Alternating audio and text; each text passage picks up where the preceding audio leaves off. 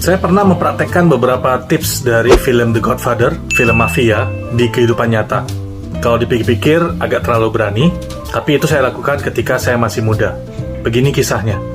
Jadi belasan tahun lalu, pemerintah Indonesia itu sempat menerapkan kebijakan untuk semua orang yang mau keluar negeri, itu wajib punya NPWP. Nah, kebetulan nenek saya yang umurnya sudah 80-an tahun, itu nggak punya, dan beliau akan berangkat. Nah, petugas itu minta surat keterangan tidak berpenghasilan yang bisa diberikan setelah pulang dari luar negeri. Sebagai gantinya, KTP-nya ditahan. Jadi KTP-nya bisa ditebus dengan surat keterangan tidak berpenghasilan dari lurah tadi. Saat itu saya melihat ada dua petugas yang bekerja, yaitu seorang petugas senior dan petugas junior.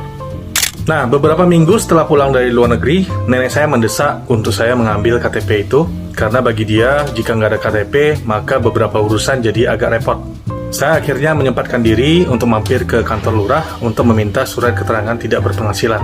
Prosesnya nggak mudah karena saya sempat dipingpong sana-sini, tapi akhirnya surat itu saya dapatkan. Akhirnya saya pergi bareng adik saya untuk menebus KTP itu. Begitu masuk kantor, saya hanya melihat seorang petugas junior di sana. Saya menyerahkan surat keterangan tidak berpenghasilan nenek saya dan berharap KTP langsung diberikan. Tapi ternyata masalah dimulai di sini. Menurut mas-mas petugas junior, surat saya itu tanggalnya salah. Seharusnya dibuat tanggal sebelum keberangkatan ke luar negeri. Nggak boleh tanggal saat saya mau menebus KTP-nya. Saya berargumen bahwa itu tidak relevan, tanggal tidak bisa menjadi hal yang dipermasalahkan, karena surat itu hanya menerangkan bahwa nenek saya memang tidak berpenghasilan. Tapi petugas junior itu ngotot dan minta saya kembali lagi ke kantor lurah dan meminta surat yang baru dengan tanggal yang benar. Setelah berdebat panjang lebar dan suara kami masing-masing sudah meninggi, saya akhirnya meminta petugas junior untuk berkonsultasi ke seniornya.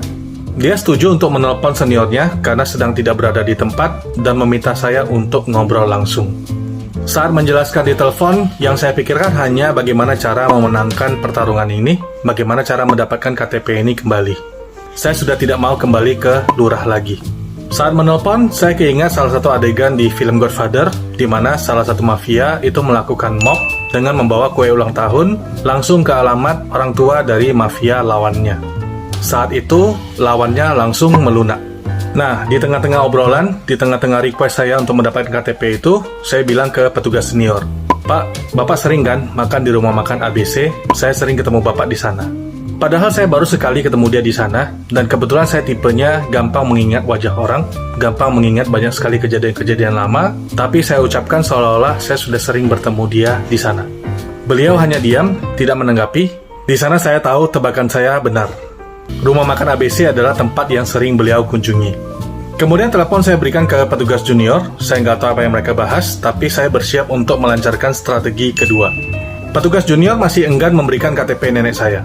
Akhirnya saya bilang begini, "Pak, saya sudah nggak mau berargumen lagi.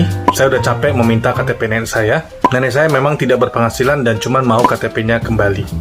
Jadi begini saja, nanti akan ada namanya Pak Tony yang akan datang mengambil KTP itu dari Bapak."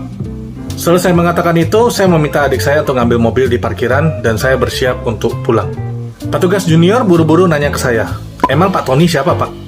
Saya jawab, "Bapak nggak perlu tahu siapa Pak Tony, yang jelas nanti KTP-nya dia yang ambil, dan KTP itu pasti saya dapatkan dari Bapak." "Sudah ya Pak, saya mau pulang."